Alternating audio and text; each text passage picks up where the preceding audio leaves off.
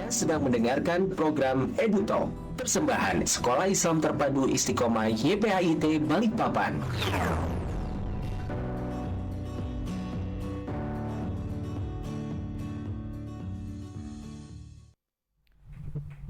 Bismillahirrahmanirrahim. Disiarkan langsung dari Taman Ilmu Pengetahuan dan Kebajikan Jalan Syarifuddin Yus nomor 1, Kelurahan Gunung Bahagia, Balikpapan Selatan. 103,7 Voice FM, number one Islamic Edu Business Radio. Assalamualaikum warahmatullahi wabarakatuh. Waalaikumsalam warahmatullahi wabarakatuh. Alhamdulillahirrahmanirrahim. Wassalatu wassalamu ala rasulillah wa ala alihi wa sahbihi wa mawalah. Amabat. Ketemu lagi Sobat Voice bareng Faiz di siang hari ini ya. Kalau kita ngomongin hari Rabu ya, hari Rabu siang ini biasanya Faiz ini membawakan satu buah acara yang memang khusus spesial nih ya. Spesial yaitu ada acara EduTalk ya, salah satu program ya yang disponsori nih oleh SIT Istiqomah, yang isinya itu ya berupa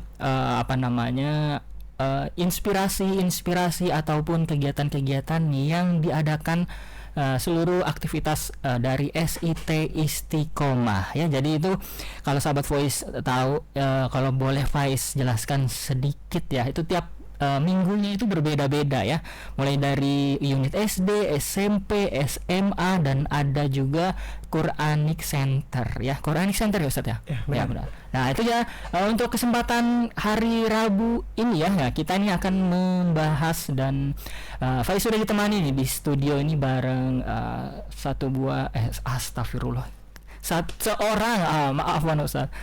seorang pengajar ya dari Quranic Center nih. Faiz apa dulu ya, ada Ustadz Muhbid. Assalamualaikum Ustadz Muhbid. Waalaikumsalam warahmatullahi wabarakatuh. Apa kabar? Alhamdulillah baik. Nah Ustadz Muhbid ini ya tadi ada pengajar dari Quranic Center ya. Kalau Quranic Center itu berarti satu divisi sendiri ya Ustadz ya. Benar. Dan menangani semua unit ya. Ya, semua unit yang bersangkutan dengan Al-Qur'an. Oh, jadi bukan maksudnya bukan ada guru SD itu ada guru Qur'annya sendiri, enggak khusus. Jadi ini dari salah satu jadi satu semuanya dari Quranic Center ini. Nah, kalau boleh tahu Ustaz, apa nih kesibukan Quranic Center ini di minggu-minggu ini? Ya tentunya pembelajaran formalnya dari pembelajaran Quran itu tetap berjalan dengan agenda-agenda yang biasanya adalah agenda tahunan.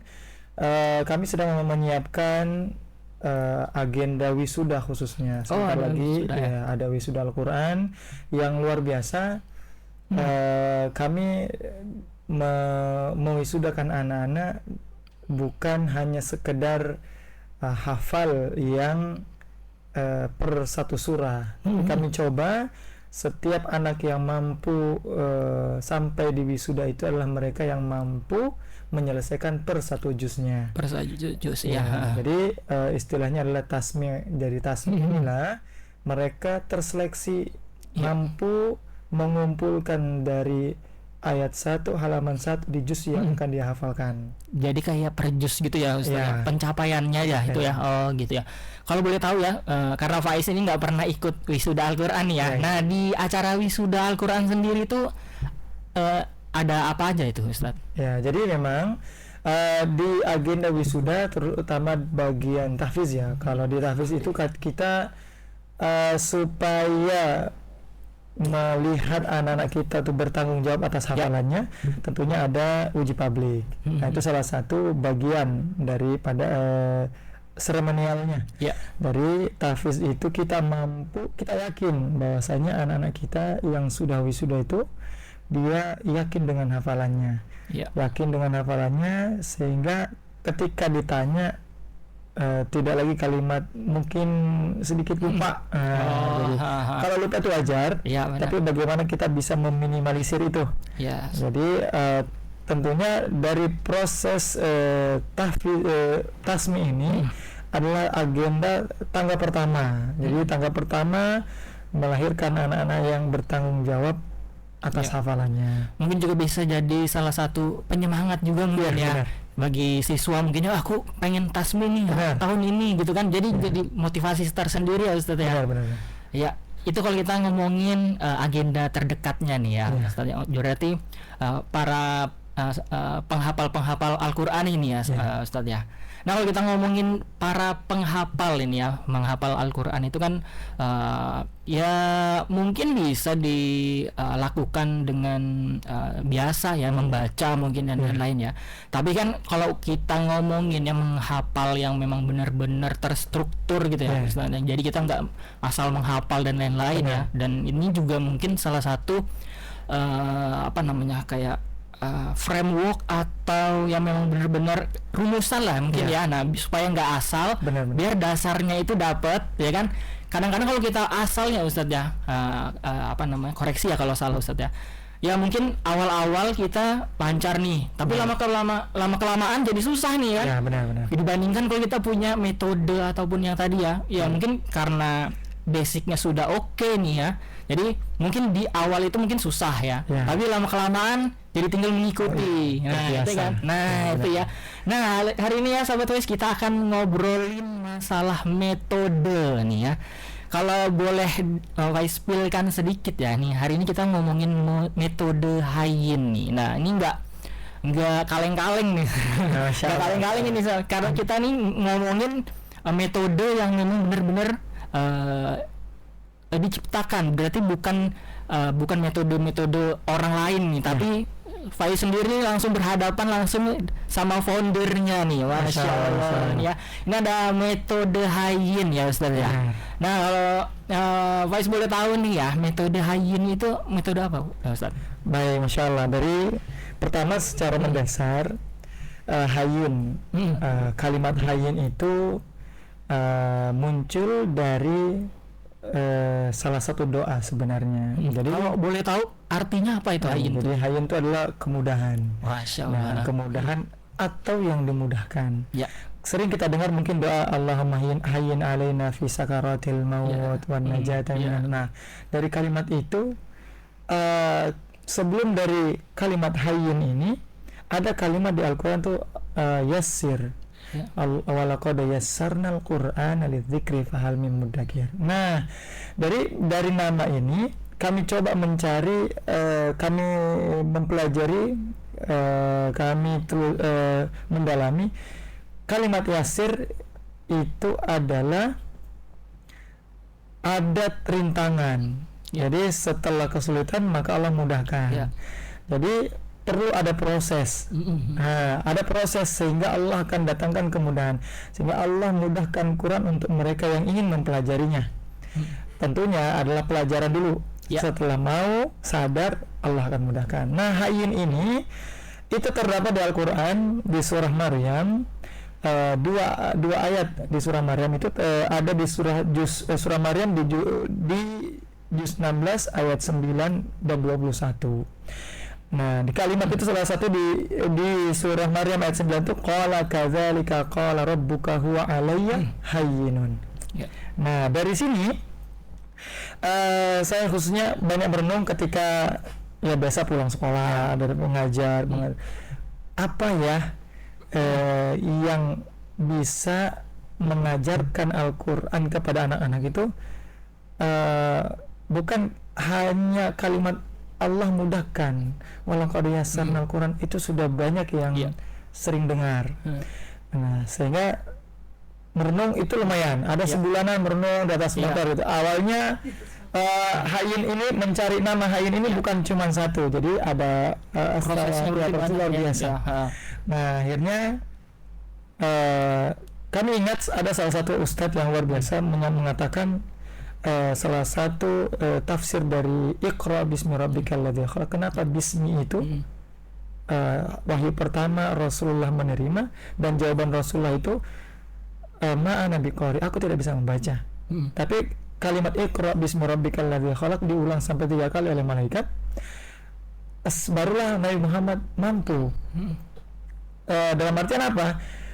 Bacalah wahai Muhammad, bacalah dengan menyebut nama Allah, alladzi khalaq, al-iqra bismi rabbikal ladzi khalaq.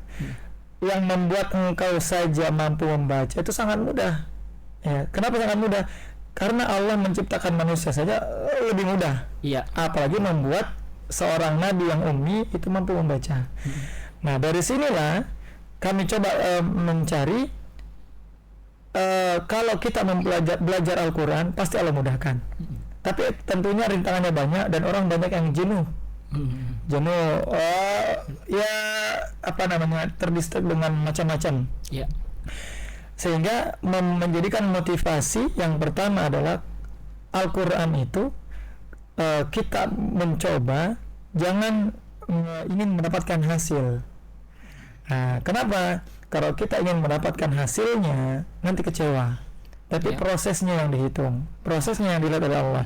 Maka yakinlah dari kalimat hayyin ini Allah saja menciptakan manusia begitu mudah, langit dan bumi itu diciptakan, apalagi membuat kita mampu menghafal Quran. Maka lahirlah hayyin, yang mana turun tangan langsung Allah memudahkan hambanya untuk mempelajari Al-Quran. Masya Allah, ini sangat mendalam sekali nih. Tapi memang kita harus lebih maksudnya lebih jangan menyepelekan hal-hal seperti itu ya. Maksudnya memang ini dasar memang yang harus kita benar-benar perhatikan juga nih kan, bagaimana bukan cuma menghafal gitu ya kan. Benar, jangan cuma menghafal biasa, tapi ya memang dasar-dasarnya itu memang ya yang pertama ya segala sesuatu memang harus segala usaha kita tuh harus minta pertolongan kepada Allah ya. Nah itu mungkin ya kita mungkin ya seperti itu ya. Nah memang nih kalau memang kita ngomongin metode ini memang harus basicnya ini harus kuat nih ya, supaya kita mendapatkan apa yang kita harapkan ini untuk metode hayyin. Nah Sobat Voice, masih banyak yang akan kita obrolin nih, masih banyak pertanyaan-pertanyaan Faiz ini mengenai metode hayyin. Lagi ini baru cangkangnya nih, baru kulitnya nih. Nanti kita akan gali lagi lebih dalam ya bagaimana metode hayyin, terus juga mungkin apa yang membedakan ataupun ya yang menjadi senjata utamanya ataupun rahasianya nih yang menjadi supaya bisa. Kan ini kan metodenya ini kan semerta-merta untuk menghafal Al-Quran supaya lebih mudah ya. Nah ini kita akan kulik ini Sahabat Wise bareng Ustadz Muhbid ya. Tapi kita break dulu ya sejenak ya untuk menyaksikan beberapa komersial break yang mau lewat ya. Jangan pindah frekuensinya, tetap di 103,7 Voice FM, number one Islamic Edu Business Radio. You are listening Voice Radio. Number one Islamic Edu Business Radio. Have a good day.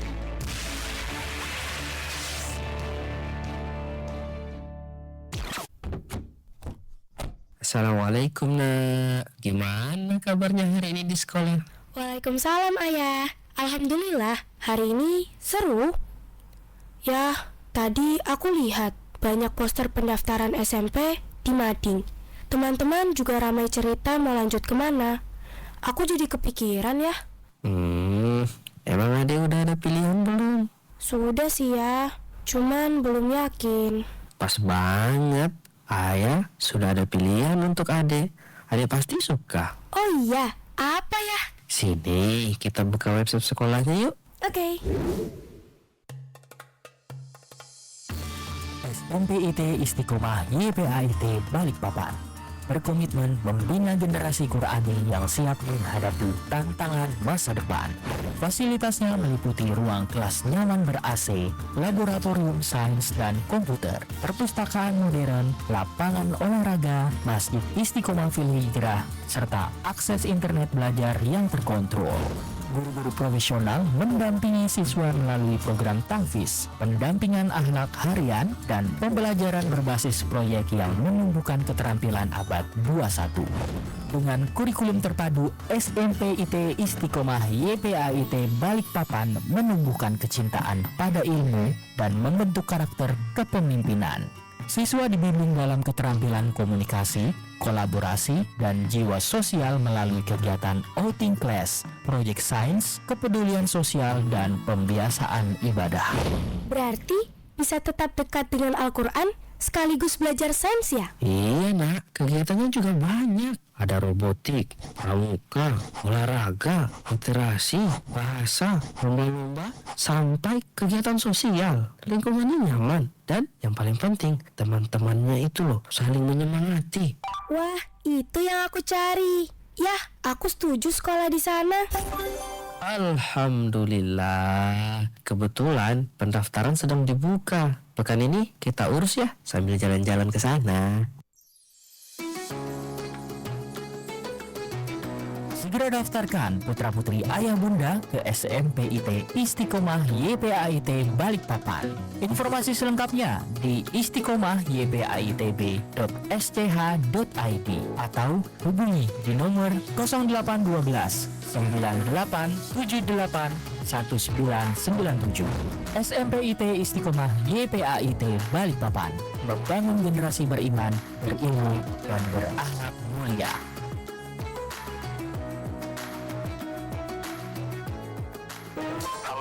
Pak Cahyo? Oh, Pak Dedi ya? Iya, siang ini kita ketemu di mana? Saya mau ngajak Pak Dedi ke rumah makan Kairo. Apa? Ke Kairo? Hah? Pak Cahyo. Ya. Saya baru datang dari Jakarta dan sekarang saya masih di bandara ini. Kalau saya harus ke Kairo lagi, saya harus ngubah seluruh jadwal saya hari ini. Kenapa Pak Cahyo nggak bilang dari kemarin? Maaf Pak Dedi, saya ngajak Pak Dedi ke rumah makan Kairo, bukan di Kairo. Hah? Rumah makan Kairo? Iya. Wah, saya jadi ngerasa bersalah ini. Oke, kalau gitu makan siang bareng ya kita ya? Kalau itu sih pasti Pak Dedi. Oh iya, Pak Dedi. Ya? Pak Dedi sudah pernah minum teh poci Kairo belum? Belum. Kalau pisang goreng Kairo? Belum, pokoknya semua yang di Kairo saya belum. Hahaha, sudah saatnya Anda menikmati menu makanan yang berbeda di rumah makan Kairo di Ruko Sentra Eropa 2 Balikpapan Baru, Blok AB 9 nomor 26. Telepon 0812 5028 0006 0812 5028 0006.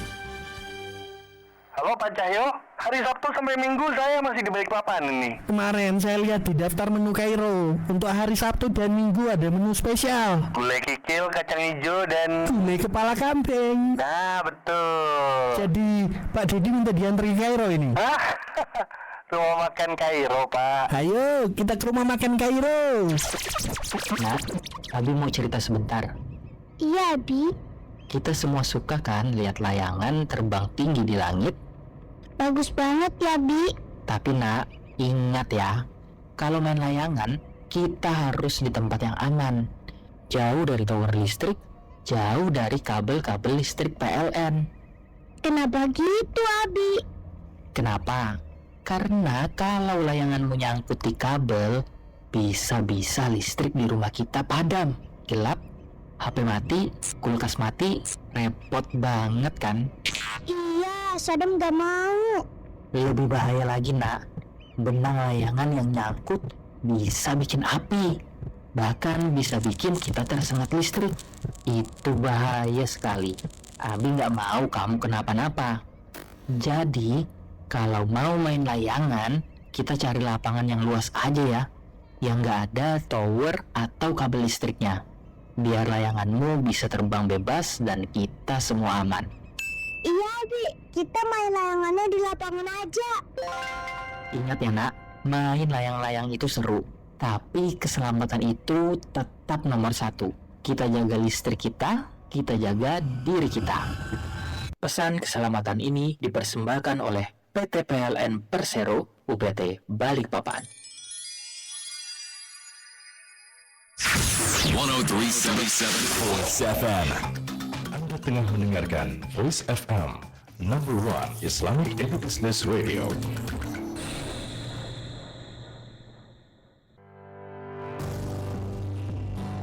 Anda sedang mendengarkan program EduTalk, persembahan Sekolah Islam Terpadu Istiqomah YPAIT Balikpapan.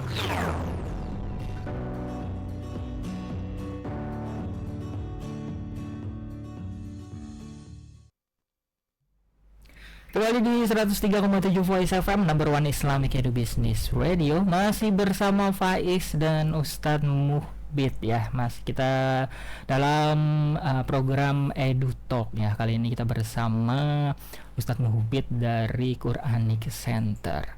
Wah, seru banget ya. Tadi kita juga selama break pun masih membahas nih, saking serunya, saking pengen taunya nih Faiz tentang metode Hayin sendiri.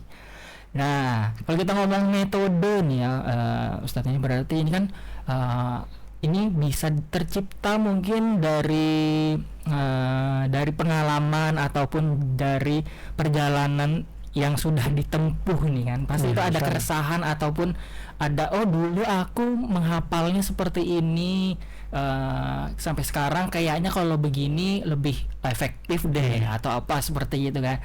Nah, kalau kita sebelum ke metode Hayinnya dulu nih, Faiz mau kupas dulu dari segi Ustadz Muhbidnya sendiri nih dalam perjalanan menghafal Al-Quran ya. Gimana Ustadz? Baik, Masya Allah ya. Jadi menghafal itu ya. Jadi memang salah satu kami dari SD memang biasa ya dari TK kami menghafal Quran itu dari TK karena guru ngaji kami itu adalah nenek kami sendiri. Ya, Masya Allah. Ya kebanyakan ya karena generasi zaman itu ya kalau ngaji biasa, kalau orang tua sekarang juga kalau nggak mau ngaji kan antara disuruh angkat air ya dulu seperti itu. Ada yang sampai disiapkan rotan ya, ada lah itu zaman itu. Kalau kami dulu belajar kalau tidak mau ngaji ya tentu ada hukumannya biasanya dari nenek sendiri biasanya. Jadi memang diajarkan dekat dengan Al-Quran tanpa namanya anak-anak suka main juga ya, seperti itu wajar. Nanti kami setelah umur 12 tahun kami coba merantau ke Sulawesi. Nah di Sulawesi itu niatnya memang ingin belajar Quran.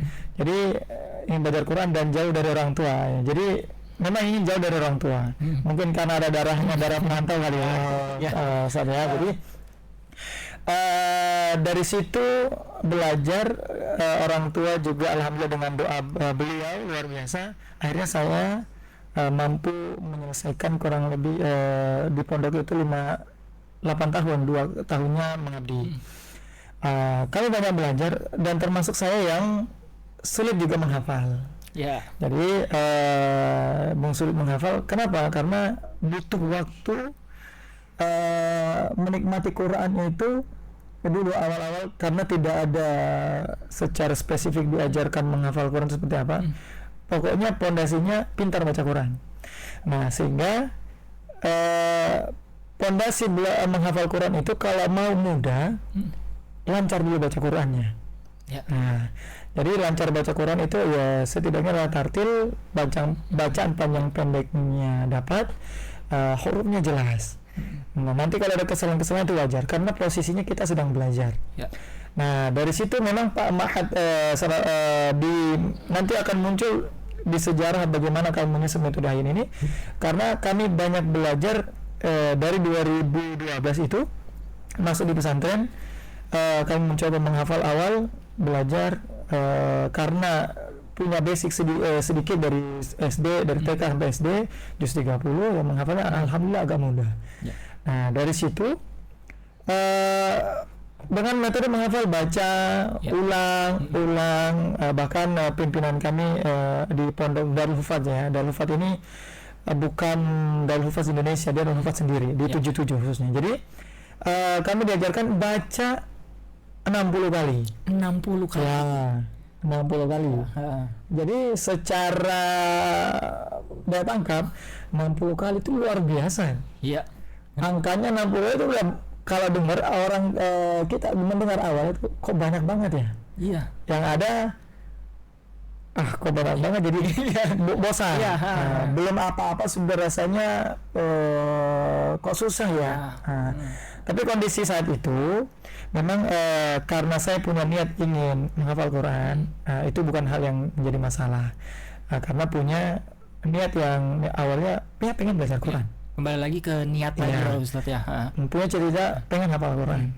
Berjalan kami selesai bagus itu bacaan, lumayan bagus, tapi belum sesuai dengan standar yang ada di sana sehari ini. Banyak guru-guru kita yang sudah bersanad, masya Allah. Saat kami pengabdian baru kami mencoba untuk menyelesaikan. Jadi kurang lebih 7 tahun lebih, banyak belajar, menghafal pelan-pelan. Akhirnya kami coba menyetorkan dengan guru kami. Nah, kami kejar. Ya, motivasinya saat itu karena ada adik kami. Ya, adik kami yang luar biasa, hafalannya luar biasa juga. Iya, jujur kalau kakak itu kadang kalah dengan adik memang. Ya, jadi itu menjadi motivasi. Sehingga bagaimana saya bisa menyetorkan, setidaknya saya bisa satu langkah dulu menyelesaikan, kemudian masuk ke tahap murojaah. Dan alhamdulillah saat itu kami menyetorkan konsisten dengan itu. Bahkan kami ingat dalam 10 bulan itu tidur siang hanya 2 kali. Dan ujiannya luar biasa. Teman-teman menyampaikan, wah rajinnya. Jadi sudah banyak.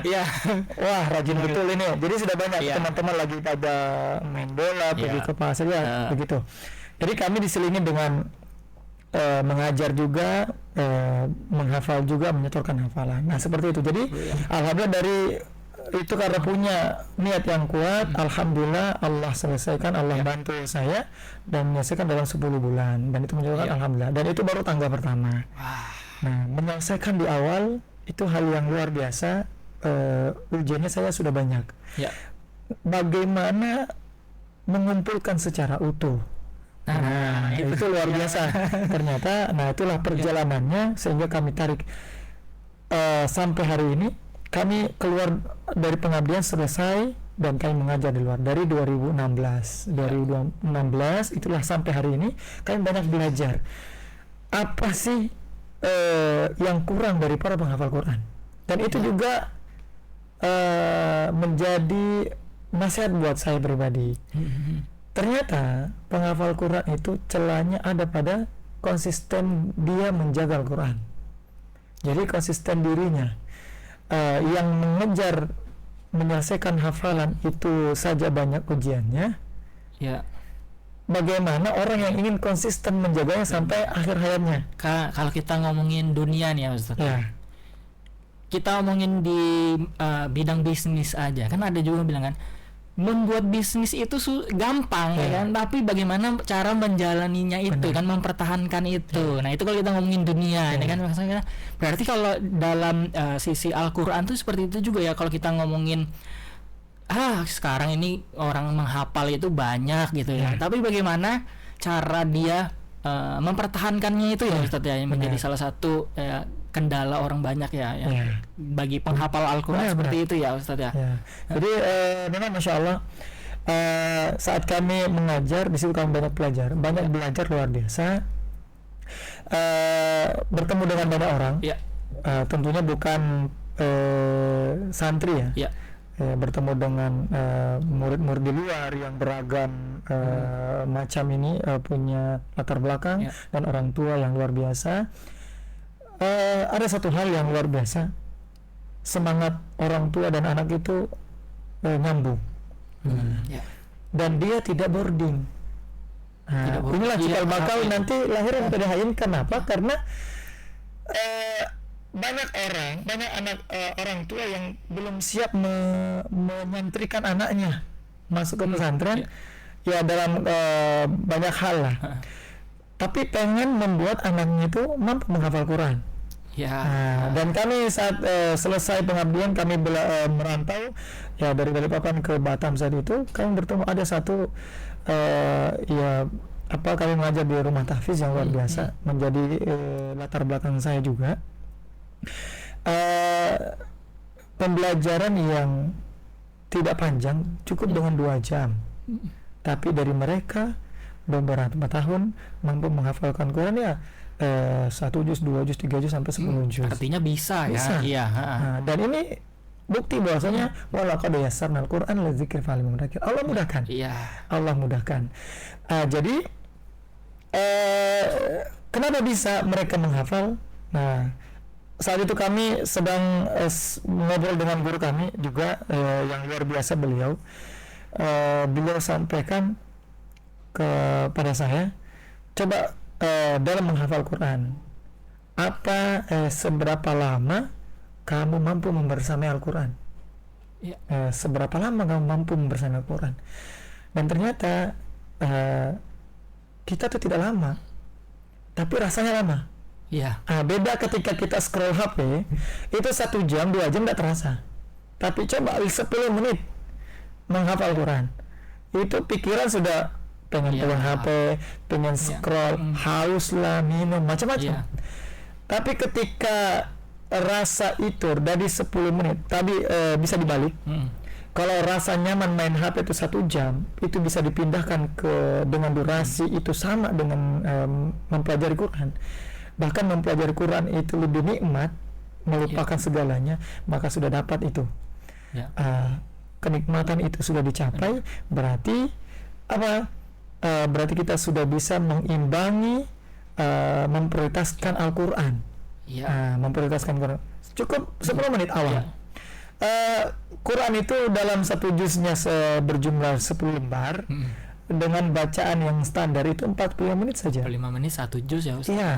Dengan bacaan yang standar. Ya, tidak terlalu cepat, tidak terlalu lambat. Itu 45 menit cukup. Cuman kebanyakan dari kita itu tidak betah. Tidak betah. Ya itu tadi ujiannya banyak. Apalagi orang yang sudah banyak kerjaannya. Banyak kerjaan itu biasanya sana sini. Tapi bagaimana kita menikmati itu? Dan jujur saya waktu masuk di pesantren, rasa nikmat itu alhamdulillah Allah hadirkan. Mengapa? Karena kalau sudah duduk biasanya lupa makan, lupa ini. Yang membuat itu harus berdiri memang saat betul-betul lapar. Jadi saat sudah betul-betul lapar, baru berhenti. Kenapa? Karena ada rasa keinginan dekat dengan Quran. Itu yang perlu kita hadirkan di dalam diri setiap insan. Jadi terutama dengan anak-anak. Disinilah yang kami rasakan.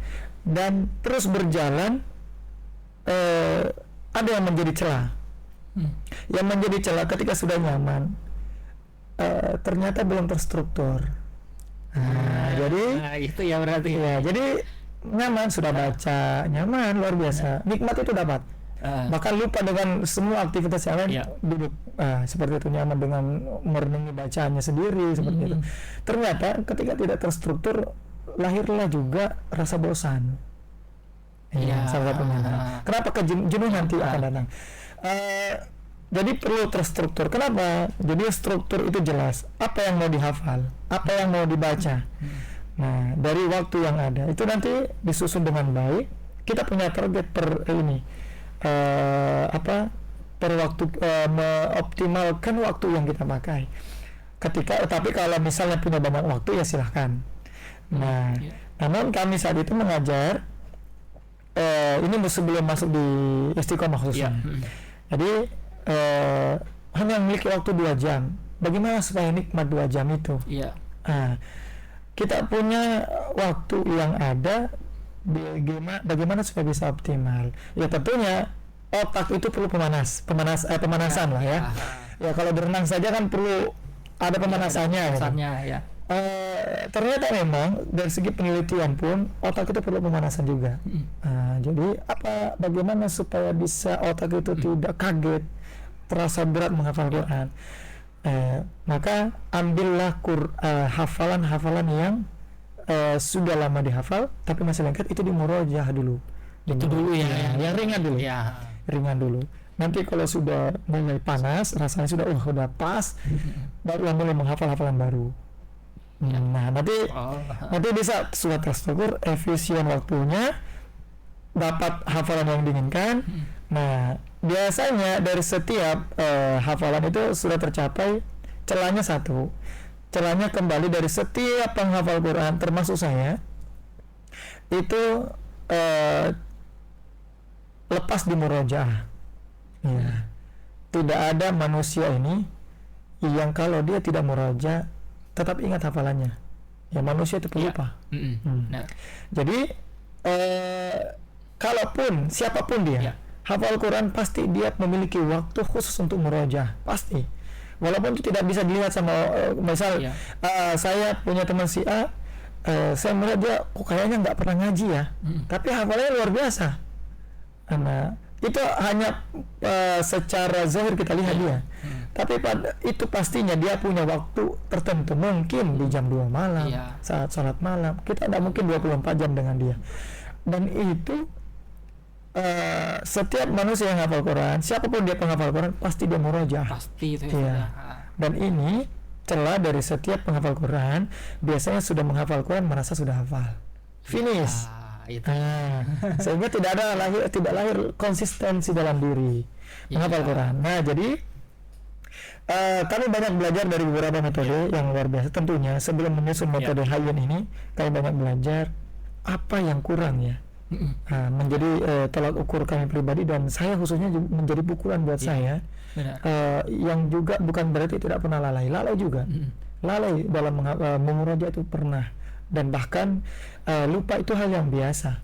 Tapi bagaimana kita mengembalikan hafalan Quran itu, sehingga ada teman saya yang luar biasa, beliau menyampaikan para penghafal Quran itu ketika dia melupakan hafalannya, dia akan menghadap kepada Allah dalam keadaan terpotong-potong.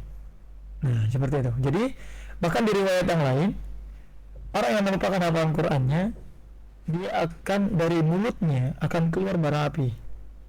Orang yang di dalam surat Toha itu, orang yang melupakan Al-Quran hafalannya, tentunya salah satunya di antara melupakan Al-Quran hafalannya adalah mereka akan dibutakan menghadap kepada Allah. Jadi menghadap kepada Allah dalam keadaan buta. Kenapa? Karena dia dengan sengaja melupakan Al-Quran, dengan sengaja melepas hafalannya yang telah dia capai. Nah, setiap orang punya motivasi yang berbeda. Ada orang yang motivasinya surga, dia harus semangat. Tapi ada orang yang ketika dia rasa takutnya itu kepada Allah semakin tinggi, semakin dekat, semakin takut dengan Allah, motivasi dia untuk dekat kepada Allah itu makin kuat. Jadi kalau saya termasuk yang luar biasa, jadi memang butuh, kita sering mendengar orang hafal Quran mendapat mahkota, itu senang, Masya Allah. Tapi kebanyakan ketika sudah sering didengar kesenangan, orang lupa bahwasanya ternyata ada tanggung jawab untuk menjaga itu, Ustaz ya. Ada tanggung jawab, dan itu bukan dapat kenikmatan saja. Tentunya Allah menciptakan sesuatu itu imbang. Ada surga, ada neraka. Dan mungkin nikmat semua, kan tidak adil. Jadi pasti ada.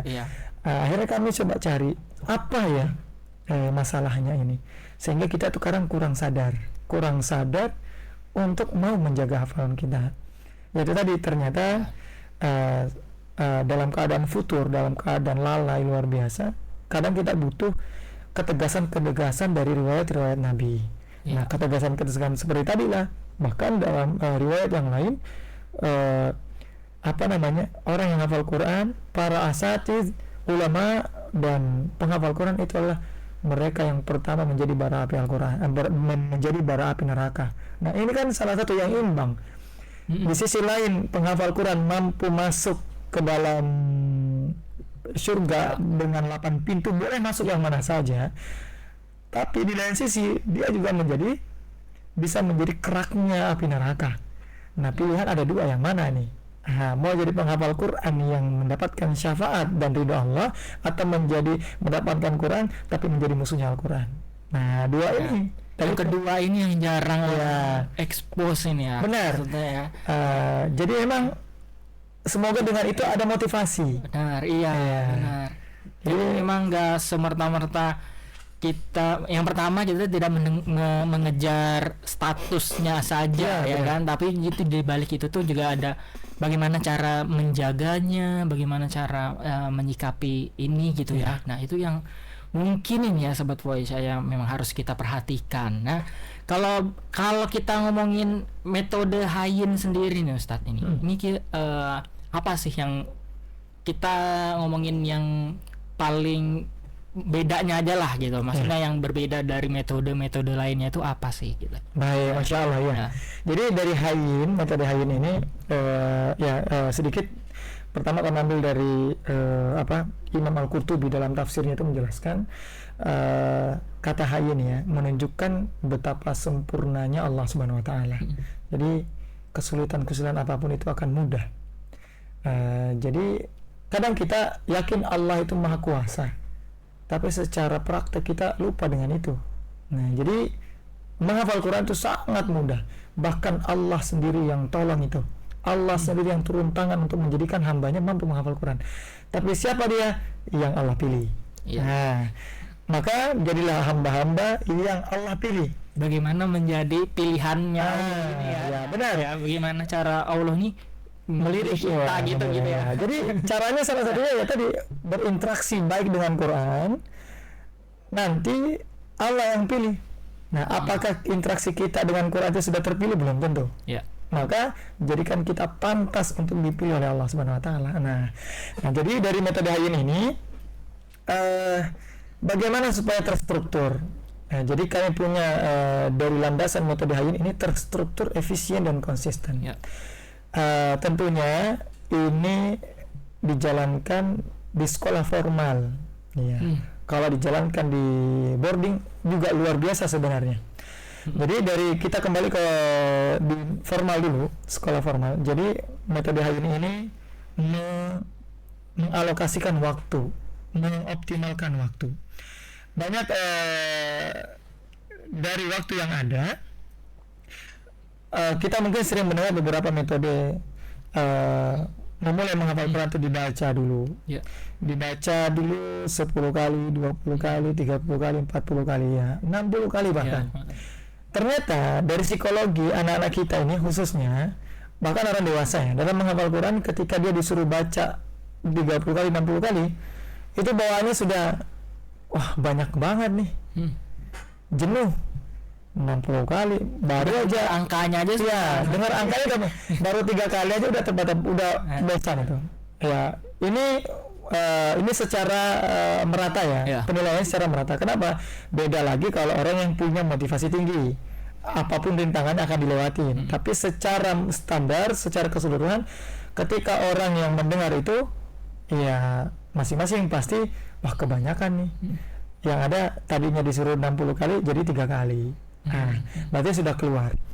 Jadi bagaimana? Karena kami melihat beberapa juga penelitian dari psikologi tentunya untuk generasi kita ini,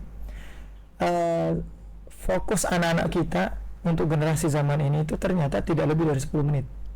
Fokusnya ya. Fokusnya akan pindah 10 menit. 10 menit itu maksimal. Ya. Jadi mungkin bisa dicek. Kami baca-baca dari jurnal psikologi dari Amerika juga. Kami coba baca yang sudah diterjemahkan. Dari 1000 berapa manusia diteliti, yang memang 10 menit itu batas maksimal. Bahkan ada yang 5 menit. Fokus sudah pindah. Jadi udah gelisah. Nah, jadi otak itu ketika dia sudah jenuh tidak akan pernah bisa masuk itu bacaan. Pemahaman pun akan sulit.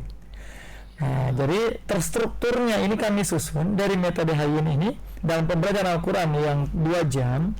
Jadi 2 jam 2 JP itu kan 30 menit ya 60 menit lah ya. Nah, 60 menit. Jadi 30 kali 2 60 menit ini kami coba mengoptimalkan bagaimana bisa efisien dalam menghafal Quran. Jadi menghafal Quran itu ada 4 poin yang harus dijalankan. Yang pertama, secara mendasar sebelum 4 poin, anak-anak itu harus tahsin atau mahir dalam Quran, mahir dalam membaca Al-Quran. Karena ini pondasi utama mudahnya termotivasinya orang menghafal Quran. Nah, jadi yang setelah dia mendapatkan dasar ini, tahsin, bagus bacaannya secara mendasar, baru masuk dalam 4 poin. 4 poin ini yang pertama, penghafal Quran itu pasti dia baca. Ya. Dibaca, diulang. Dibaca, diulang. Jadi kalau dibaca, baca itu apa? Nah, baca itu banyak. Baca itu mata itu betul-betul melihat tulisan Qur'annya, kemudian lisannya bergerak membaca, bukan dalam hati. Ya. Nah, kemudian suaranya keluar. Ya. Nah, karena dibaca Quran bukan baca koran ya. Kalau baca koran dalam hati boleh-boleh saja. Jadi baca diulang. Ya. Nah, jadi inilah struktur awal. Dia harus baca dengan kriteria tadi, lihat, bergerak lisannya, bersuara, keluar suaranya. Nah, jadi kemudian diulang. Nah, baca. Kemudian setelah baca nanti dihafal.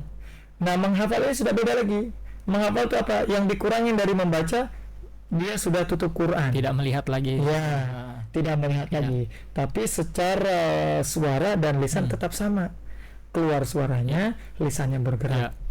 Nah, dasarnya ini apa? Dari metode Hayal itu mengambil, dasarnya adalah orang yang membaca doa salat, ketika dia tidak bergerak lisannya, maka salatnya tidak sah.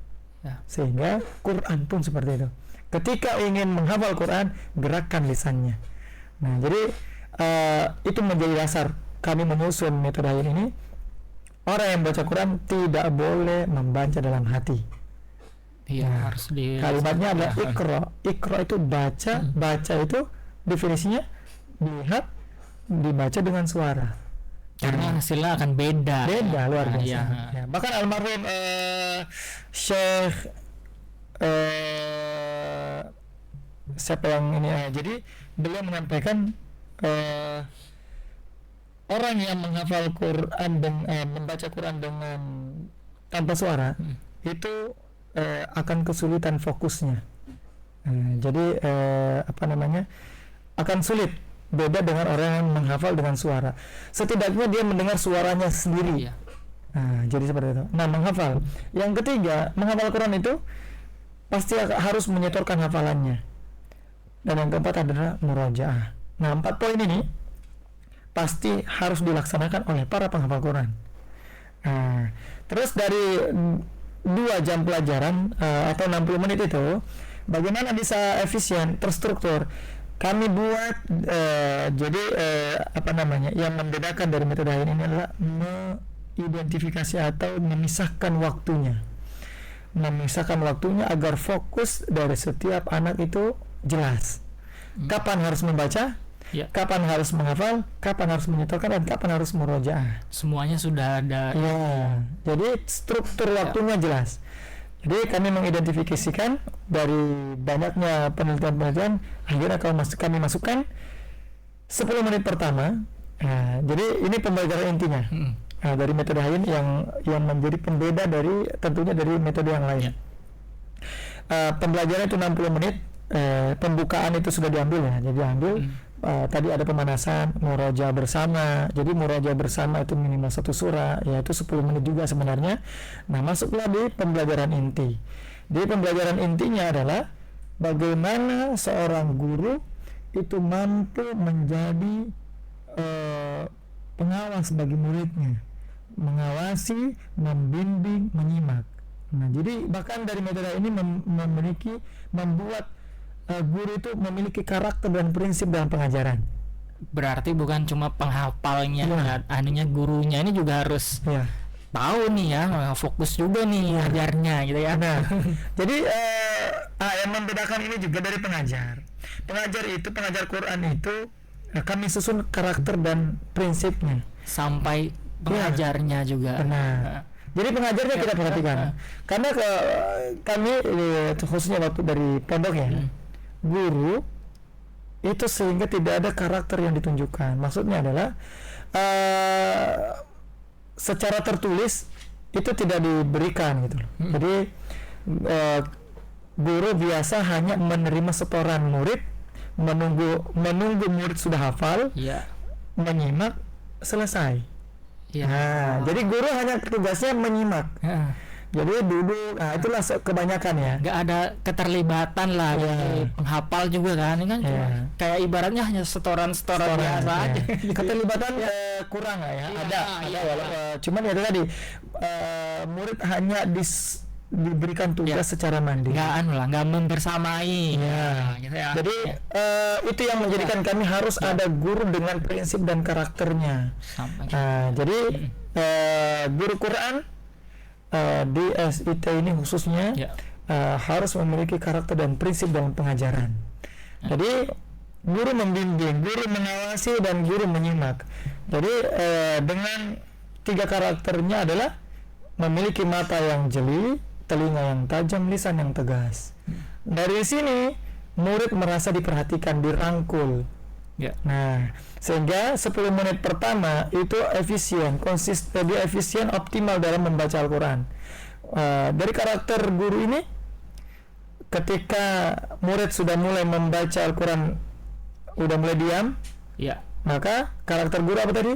Memiliki telinga yang tajam. Sudah tidak kedengaran, maka lisan tegas harus menyampaikan. Silahkan dibaca lagi. Nah, nanti 10 menit yang setelah 10 menit pertama, ini 10 menit ini tidak boleh lebih dan tidak boleh kurang. Mengapa? Karena ini menjadi dasarnya dia hafalan menjadi lancar. Nah, jadi identifikasi waktu secara maksimal. Ada target gitu ya. Ya. Nah, targetnya tidak banyak. Kita melihat dari anak-anak kemampuan secara menyeluruh. Kemampuannya berapa? Ya. Misal anak-anak kita secara menyeluruh mampunya 5 baris. Nah, jadi juga dari segi Al-Quran pun juga itu harus selaras, jadi nyambung. Quran hafalan itu biasa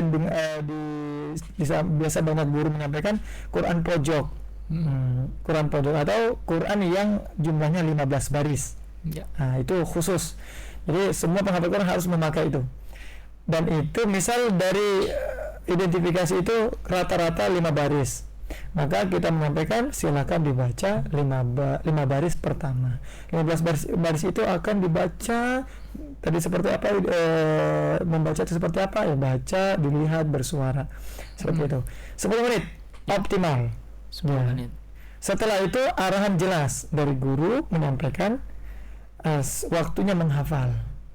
Nah, saat waktunya menghafal, murid sudah bisa menutup Quran.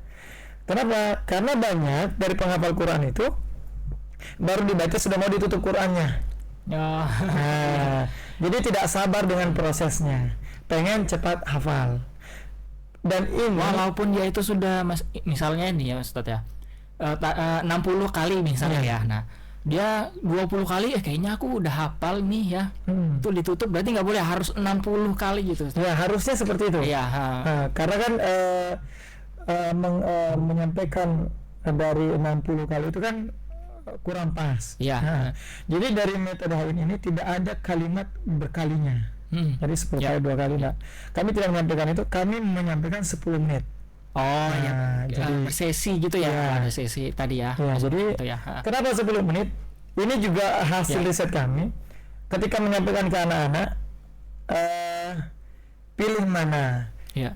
Baca Quran dibaca 10 menit atau dibaca 20 kali. Ya. Apa respon mereka? Ustadz, bacanya 10 menit aja. Nah, itulah kenapa? Karena mereka menilai angkanya. Ya, biar nggak ada beban mungkin ya. Nah, jadi juga bisa lebih. Jadi 10 menit. Udah lama. Aku mau aja main HP 1 jam. Nah, itu sudah ada pikiran-pikiran seperti itu anak-anak kita. Jadi memang akhirnya kami susunlah menjadi per 10 menit. Wah. Nah, jadi itu yang kami pelajari 10 menit optimal sehingga jadi efisien jadinya. Nanti menghafal Quran pastinya akan lancar ketika 10 menit pertama tadi sudah optimal. Nah, jadi 10 menit menghafal. Bagaimana anak yang sudah hafal dan lancar? Nah, kita dari metode Hain ini yang dinilai adalah prosesnya. Prosesnya jelas dan diikuti dengan baik, bukan cepat-cepatan. Cepat itu gampang insya Allah, tapi prosesnya maukah dinikmati? Nah, menikmati proses itu akan melahirkan generasi yang berhasil pastinya. Dia sukses. Dan keberhasilan yang menikmati prosesnya itu biasanya lama keberhasilannya. Bertahan. Ya, ketika prosesnya ini sudah benar ya dan juga udah bisa dijalani dengan tadi ya optimal ya, kita jadi fokusnya tinggal mengulang proses aja gitu kan. Nah, itu gampang jadi ke depannya ya Ustaz ya. Benar. Jadi dari sampai menghafal nih, sudah menghafal 10 menit menghafal, barulah boleh menyetorkan hafalan. Tadi. Nah, menyetorkan hafalan di sinilah guru baru bisa duduk. Iya. Nah, biasanya kelompok tahfiz itu guru hanya duduk. dari awal sudah duduk. Ya. Tapi dari metode Hayyin ini mengatur guru, memberikan guru prinsip dan karakternya. Guru belum boleh duduk, dia di 10 menit pertama dan kedua wajib mengelilingi, menguasai kelompoknya. Jadi menjadi pemimpin di kelompoknya. Ya. Mengatur semuanya. Jadi murid mengikuti instruksi dari gurunya. Nanti 10 menit ketiga selesai 10 menit menghafal, barulah murid boleh menyetorkan hafalannya dengan cara ditunjuk oleh gurunya. Ya. Nah, guru menunjuk Abdullah maju, dan kondisi 10 menit pertama dan kedua itu akan terlihat anak-anak hafalan sudah kuat. Ya. Nah, setelah menghafal, biasanya dalam pembelajaran Quran itu setelah setoran hafalan anak-anak kita kembali sudah hafal, berarti sudah finish. Ya. Nah, kami memperhatikan itu. Ya. Kalau sudah hafal, sudah ser, berarti sudah finish. Nah, ternyata dari sekian banyak anak-anak yang menghafal Quran itu merasa udah selesai. Nah, padahal tugasnya masih ada. Ya, tadi ya. Sudah hafal, apa tugasnya? Murojaah tadi. Nah, jadi tadi 10 menit sudah, 20 menit, kemudian 10 menit menghafal, 10 menit menyetorkan hafalan. Dan 10 menit kan bisa dibagi dari berapa? Anak-anak yang hafal sudah target 5 baris itu tidak lebih dari 3 menit. Iya. Satu anak hafalan itu. Bahkan 2 menit kalau lancar. Nah, jadi dari itu setelah setoran hafalan, maka guru mengidentifikasikan murojahnya apa. Nah, jadi perhatikan dari metode ini memerhatikan sampai di murojaahnya harus ditentukan. Nah, murojaah ditentukan oleh guru. Misal dia sudah hafal di halaman ke-5, halaman ke-5, maka anak ini mulai murojaah dari halaman 1 sampai halaman ke-5 dengan waktu 15 menit. Ya. Kenapa 15 menit? 15 menit itu waktu yang cukup singkat untuk murojaah tanpa Quran. Idealnya murojaah satu juz itu 30 sampai 45 menit, tapi 2 lembar setengah atau 5 halaman. 5 halaman itu cukup 15 menit. Ya. Nah, itu diidentifikasikan oleh guru sehingga anak yang sudah hafalan tadi dia terdapat arahan yang jelas, terstruktur perjalanannya, optimal waktunya, murojaahnya konsisten. Nah, dari murojaah ini konsisten kenapa? Setiap anak yang sudah menyetorkan hafalan, dia harus murojaah mundur per 5 halaman. Ya. Kalau hafalannya di halaman ke-10, maka dia murojaah dari halaman ke-6. Ya, mundur 5 halaman, 6, 7, 8, 9, 10. Kalau hafalannya sudah di halaman 15, berarti murojaahnya mandiri dari halaman 11, 12, 13, 14, 15. Dan ini tetap dalam pengawasan guru. Masya Allah. Jadi sebetulnya panjang nih ya sahabat saya ini sampai nggak, saking asiknya nih kita ngobrolin tentang metode Hayyin ini ya sahabat Malaysia, nggak terasa nih sudah sampai jam 3 ini. Masya Allah. Masya Allah. Sedikit lagi Mas Ba, ini sudah diterapkan berarti ya, sudah diterapkan di SIT Istiqomah ya nih ya berarti ya. Dan kalau boleh tahu nih apa ada efek yang perbedaan nih setelah atau sebelum dianukan metode ini? Sedikit aja Ustaz. Ya, baik, Masya Allah. Jadi perbedaan adalah guru sudah mendapatkan arahan yang jelas. Ya. Murid sudah kondusif. Ya. Nah, jadi kondusif dalam menghafal Quran.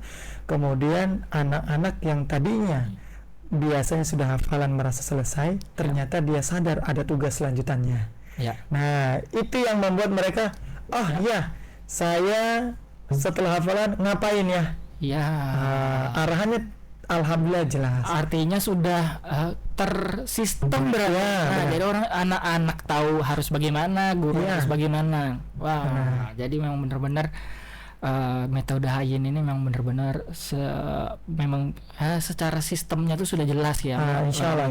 Dan juga ini ya, insya Allah anak-anak juga bisa menghafal lebih optimal lagi nih. Insya Allah, ya benar. Dan satu lagi nih Ustaz ya, sebagai founder dari metode Hayyin ini, apa nih harapan kedepannya nih ya Ustaz? Baik, Masya Allah ya. Ini jadi harapan tentunya lahirnya generasi yang dari dari metode ini, kami berharap lahirnya generasi yang hafiz lisan dan hafiz iman. Ya. Jadi hafiz iman dan hafiz lisan itu adalah mereka yang memiliki hafalan Quran dan dia mampu mengaplikasikan isi Al-Quran yang dihafal. Jadi karakter. Jadi kalau kita mencari kaifa khuluqu Rasulullah, kayak bagaimana akhlak Rasulullah, jawaban dari riwayat Nabi SAW adalah kakhuluqul Quran. Akhlak Nabi itu seperti akhlak Quran. Ya. Nah, ini menjadi landasan kami menyusun metode Hayyin ini, ingin melihat anak-anak itu yang hafiz lisan dan hafiz iman. Ya. Dia punya hafalan 5, 10, bahkan 30 juz, bukan hanya di lisan, tapi dia mampu mempraktekkan apa yang dia hafal, sehingga lahirlah generasi yang yakin dengan hafalannya, berakhlak mulia, menjalankan isi Al-Quran. Masya Allah. Ya, mudah-mudahan harapan ya dari Ustadz Muhibid dan juga mungkin teman-teman di SIT Istiqomah ini bisa tercapai ini ya. Amin ya rabbal alamin. Ya, salah satu upaya kita untuk bisa menyebarkan Al-Quran ya Ustadz ya, seperti itu. Nah, Sahabat Voice, nggak terasa nih Sahabat Voice, kita sudah sampai di penghujung acara. Kalau misalnya Sahabat Voice ini tertinggal ya, tidak menyimak dari awal ya, nanti Sahabat Voice bisa langsung simak aja perbincangan kita hari ini ya tentang metode Hayyin di YouTube channel kita di Voice FM BPN channel. Dan untuk Sahabat Voice mungkin yang mau bertanya ataupun ya tentang metode Hayyin ini, ya boleh langsung aja nanti ke line up Voice aja ya di 0811599137. Insya Allah nanti Voice akan sampaikan ke Ustadz ya nanti ya kalau ada pertanyaan dan lain-lain tentang metode Hayyin ini ya. Mudah-mudahan pembahasan kita hari ini bisa bermanfaat untuk Sahabat Voice semua menjalani siang hari ini. Faiz tutup ya untuk kebersamaan kita di Edu Talk hari ini dengan membaca hamdalah dan juga doa kafaratul majelis. Alhamdulillahirabbil alamin. Subhanakallahumma wa bihamdika asyhadu alla ilaha illa anta astaghfiruka wa atubu ilaik. Tetap semangat dalam kebaikan. Faiz undur diri dan Ustaz Mubid. Assalamualaikum warahmatullahi wabarakatuh.